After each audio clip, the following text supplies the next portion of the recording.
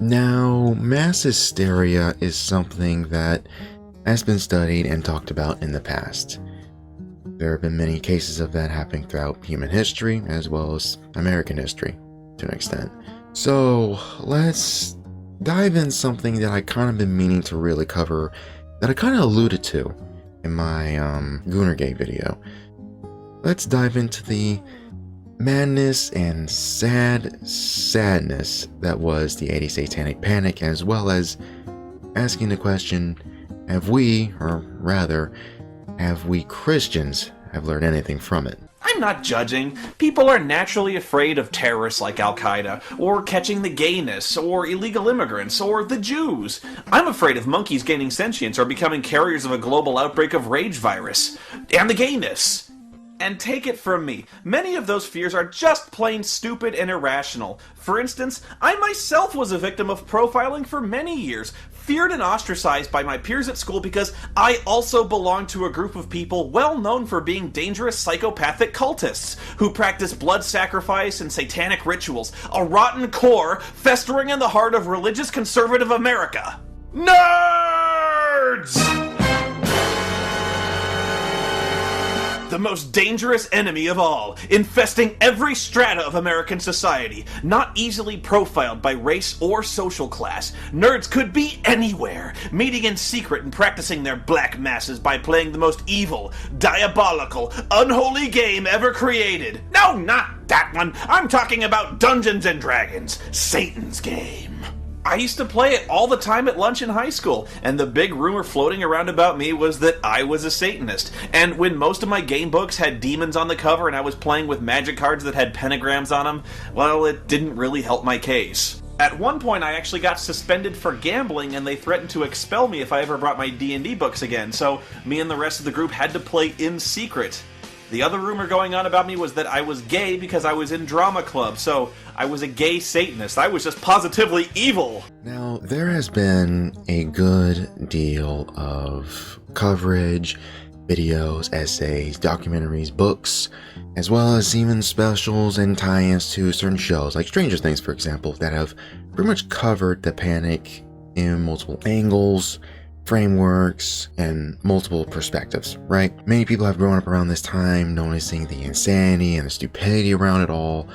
Others have had their lives decimated to an extent. Many people have had their backs turned by their own families, etc., etc. This video, however, isn't going to be a massive rundown of the panic point by point, but rather a bit of a summary, going over the events, what most church groups actually assumed and accused of being demonic or satanic in nature, quote unquote, and what came after, and what can we learn, as well as, well, what really happened behind the scenes, in which that being the real meat and bones of the story. But let's dive in a little bit here. Poor Gary Gygax. At the time, he was a practicing Christian, and you can see that he has no idea how people could actually mistake Dungeons and Dragons for satanic worship. I mean, the man is coming right out and saying it. He's saying it's make-believe. It's like Monopoly or any other game. It's just fun. And you all have to understand at this point that the anti-Dungeons and Dragons crowd was not reasonable. They weren't acting rationally. Stranger Things Season 4 actually does a good job showing how the movement was driven by emotional fervor, ignorance, and a desire to return to a social purity that never existed. And I'd love to say that these efforts were unsuccessful, but as we all know, they were incredibly successful at swaying public opinion. Panic at the Satanic. Let's document some other notable events that happened during the Satanic Panic. Firstly, BAD was so successful, they almost got the government involved. The Federal Trade Commission actually looked into Dungeons & Dragons and considered restricting or outright banning the game due to multiple self-appointed consumer watchdogs going after the game. The three main media factors was McMartin preschool grooming case, Dungeons & Dragons, and the satanic pipeline that came from that, quote, and the heavy metal scene around the time. All three of which have been, well, fairly contested and documented. One of which, however, I will be talking about more so later, but let's not get too far ahead of ourselves. Now, the McMartin preschool case, to summarize, was a case where it came out at that preschool that multiple children may have been groomed and abused, taken down to these tunnels and abused by some cult, basically. And then there have been multiple cases and multiple court cases off of it, to those statements being quote-unquote unfounded, basically. The McMartin case overall being the one that I really want to be focusing on, but I'm going to focus on that a little bit later, so hold on to that. We'll put a pin on that for one later. The Dungeons and Dragons case, however, well, is more so a tragedy, the same with heavy metal, basically, to where the nonsense around Dungeons and Dragons and heavy metal was kind of similar to how we see video games back in like the late 90s and 2000s, and sadly today, how things end up in the news all the time when someone does something incredibly drastic or silly, like shoot up their school or shoot up their campus, and they found they like Doom, as is the case with Columbine, famously. A lot of things were being blamed. Marilyn Manson, Doom, exactly. This was basically the case with Satanic Panic, where you'll have someone who sadly passed away or committing suicide, or some other people just doing something crazy or dumb or being involved with something, and people just finding out, oh, they like Dungeons and Dragons or they like metal music, and that being the cause, as opposed to looking at the person being mentally challenged, or that person having depression, or them suffering from something else entirely. No one actually looked into things, and things spiraled out of control. Before you knew it, you had parents and other church groups burning D&D books, labeling pretty much anything that looks slightly demonic, not knowing anything about the subject they were talking about, and you saw this a lot during around this time. And Debbie does the only thing that she can do. Debbie goes to a priest and learns that all this is devil stuff and wrong. The story ends when Debbie burns all her books, and the reader gets a neat little card to fill out. And I just love the blatant allusions to so much history revolving book burning. Like, yeah, you don't like the game, but really, you're gonna go and burn the books? I mean, they didn't actually burn the, oh wait, yes, they did actually burn the D&D books. Yeah, it's exactly what you think. That even, sadly, the band Striper, which was essentially a Christian metal band, was also being labeled as demonic, which is just incredibly sad, to say the least. You fast forward around a little bit, though, that didn't help at all. You have the book Satan Wants You, and not to mention everyone's favorite crazy fundamentalist, Jack Chick, who not only demonized Dungeons and Dragons, but wrote some very questionable comics, to say the least. Like, his demonization of Catholics was one that even I, a non-Catholic, am slightly offended about. Like, yeah, if y'all's only introduction through Jack Chick was JonTron, no, like, yeah, he's actually a lot more crazy than we actually suspect. It's really crazy. His books are a pipeline, to say the least. For those of you that don't know, A Chick Tract is a short evangelical literary work created and published by American publisher Jack T. Chick. In short, they're a bunch of brief comics that warn about the folly of man and how to best avoid God's wrath. Now, it sounds silly enough, but this guy is prolific, selling over 750 million tracts via his publication. Gosh be damned, man, that's a lot of Jesus. Jack be nimble, Jack T. Chick, Jack be writing a pile of shit, you know what I'm saying? Okay. As this nonsense continued, you essentially had basically fueling for a generation of people that were just fed up and just disillusioned with the church completely. A lot of kids around this time who liked metal, who liked Dungeons and Dragons, which honestly were just nothing more than just silly rock music, which even by today's standards is very tame, and just a simple role-playing board game which you can essentially be what you want. A lot of the kids playing Dungeons and Dragons really just reenacted scenes out of The Lord of the Rings or The Hobbit or whatever their favorite fantasy books were at the time. Really nothing about these were demonic, and it's still crazy to me how out of hand the situation got. And it even breaks my heart to an extent just knowing how bad it got for kids who are under these households, who were discovered that they like these things and were just taken and just drove to small little like Jesus camps or correctional camps, and they were abused heavily, and they walked out just wanting nothing to do with God, nothing to do with the church completely, and some barely latching on to their faith as is. And those people I applaud. And honestly, I don't like to talk about myself too much, but I myself am also a victim of spiritual abuse. I've had the Bible being used against me by a loved one, and it is not fun. It actually hurts, and walking back to God after that is very painful and requires a lot to put on the altar. And I don't blame the people that grew up around this time that actually hate hate the church and hate Christians because of this stuff. And honestly, I myself am just baffled that no one's took 2 steps back and really looked at what they were doing.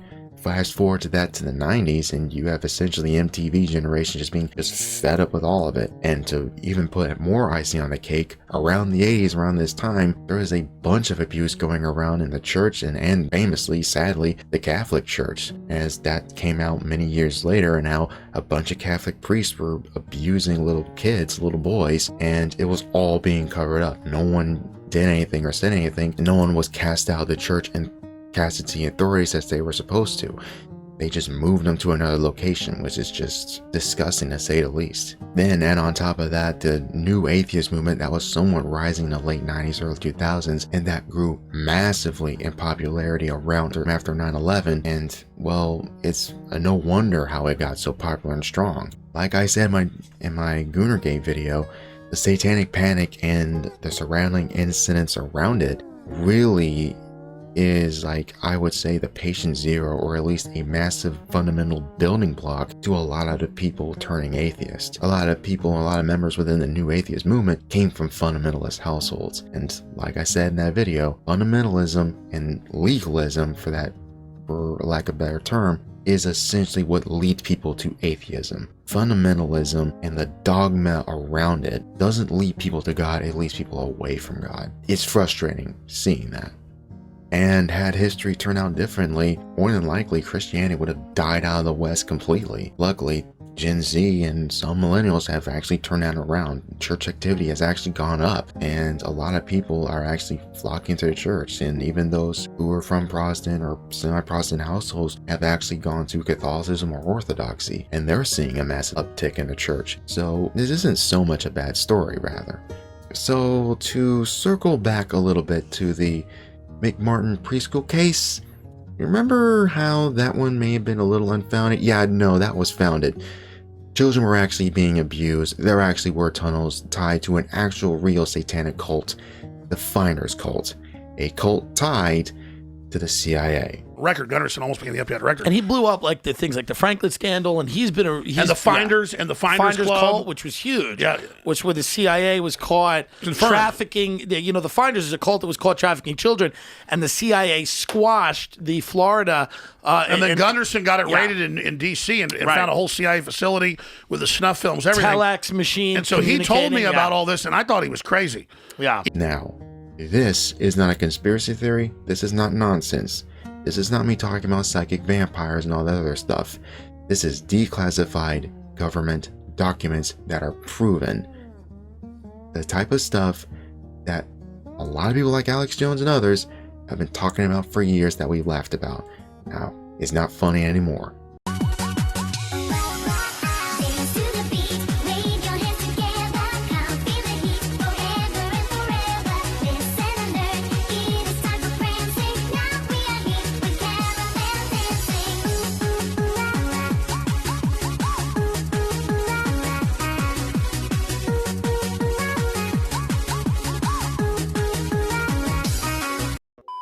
Now, let's take a deep dive.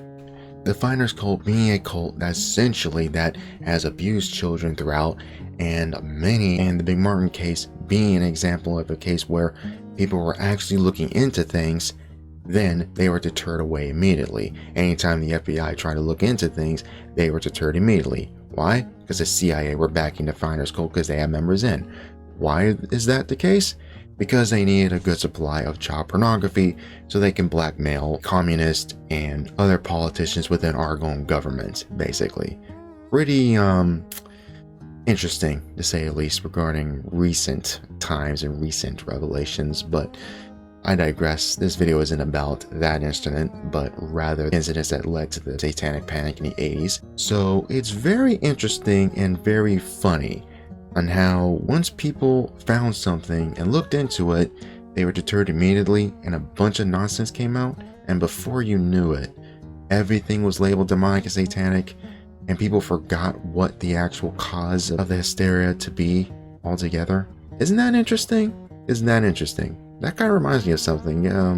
Pizzagate? Pizzagate, anybody? Remember when that was complete nonsense and then Epstein happened? So I want that to be the lesson.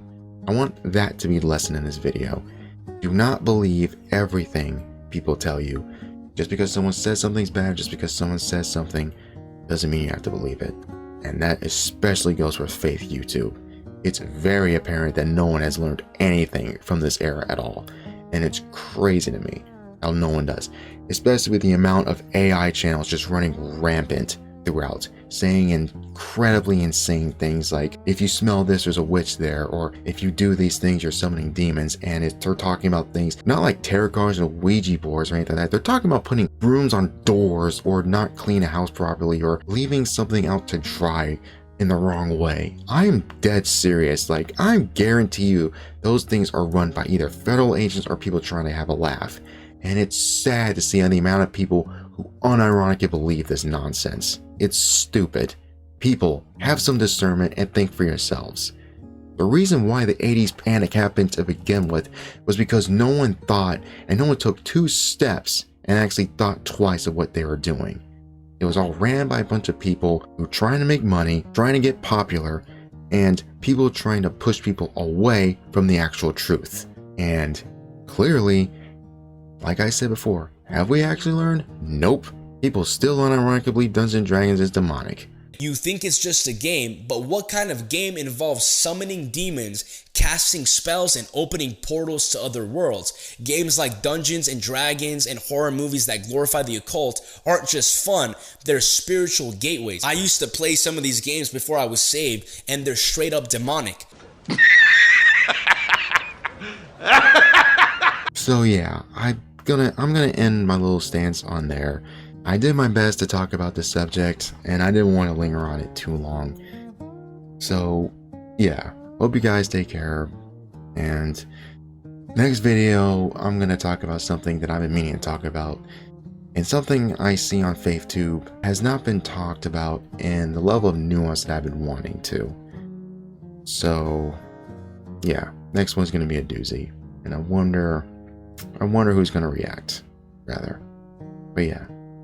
So take care, guys. Stay chill, and God bless.